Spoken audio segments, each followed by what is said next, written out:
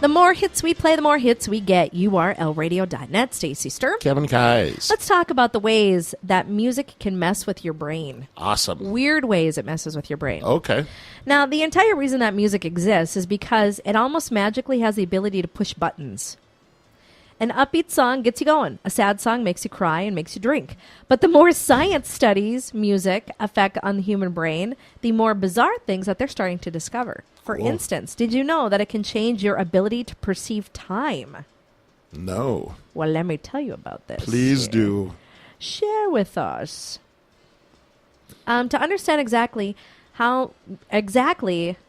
why exactly music makes it seem like time has passed, think of the human brain as a mountain lion that is eating a bag of money.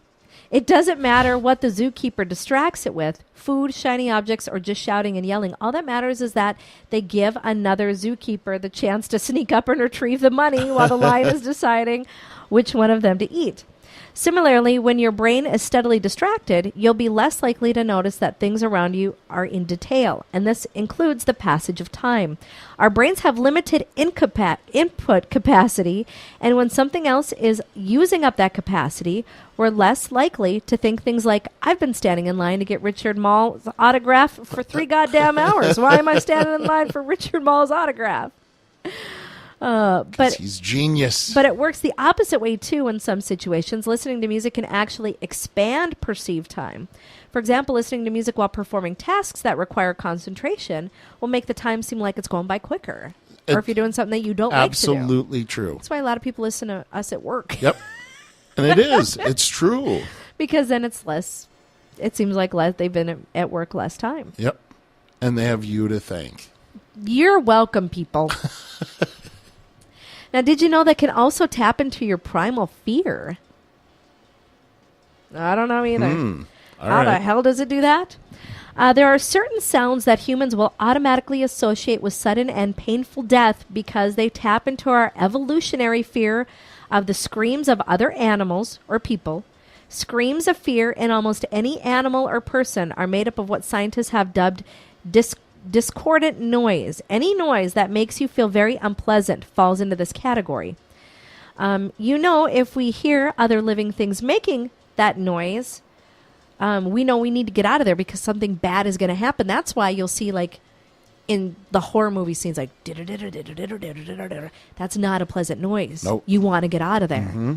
Or listening to Nickelback. No, I'm just kidding. I love Nickelback, but a lot of people hate on Nickelback. I don't know why. I like Nickelback. I do too. Obviously, people do because they sold out Fargo. They've sold out just about every place they've played. Can we replace Nickelback with like Culture Club? Maroon 5? Maroon 5. Or Train? I sort of like Train. Really? A little quirkiness. I mean, Third Eye Train. Blind? How about Third Eye Blind? Yeah, I don't care for them. There we go. Okay, Third Eye Blind. We can find middle ground on that. Also, did you know music makes you stronger? Yes. Yes. Oh, that's why Greg cranked up. He was working out this weekend. Cranked up AC/DC and is like, I lifted immense weight. It juices you I up. haven't lifted that heavy in 5 years. Anyway, show off. I know, right? Similar to the time perception effect we referenced earlier, one element is just plain old distraction. Obviously, if your mind is listening to music, it's not thinking about how much your legs hurt or how much longer you should be on that treadmill, because there's just more to it than that. And there's also Synchronicity, which is an awesome album by The Police. When you match your movements to a steady musical tempo, you spend less time and effort on the inefficient slowing down and speeding up that happens when you're going by your own rhythm. That's why a lot of people run with iPods. Yep. Or clean the house. I absolutely do that. Yep. That's the only way I can clean my house. Me too. Ugh. Let's see what else. Go to page 2. It also changes your drinking habits. Really? That's why all the country people are alcoholics. Just kidding. But it isn't a joke. Sorta. No. Let's see. Okay. Did you know you can make a person buy more expensive wine just by playing classical music? Experiments prove it. It makes people feel like they're in a wine commercial or a movie depicting a higher society. Nice. So they want to buy a more expensive wine rather than your Arbor Mist. That's why when you go into a lot of those liquor shops, they're going to be playing fancy music. But in another blind study, different types of music playing in the background caused drinkers to change how they described the drinks that they already had. Laid-back music led people to rate drinks as mellow. Upbeat music resulted in people saying their drinks were refreshing. Even stranger, in another study, researchers placed German and French wines in supermarkets with small flags next to each to display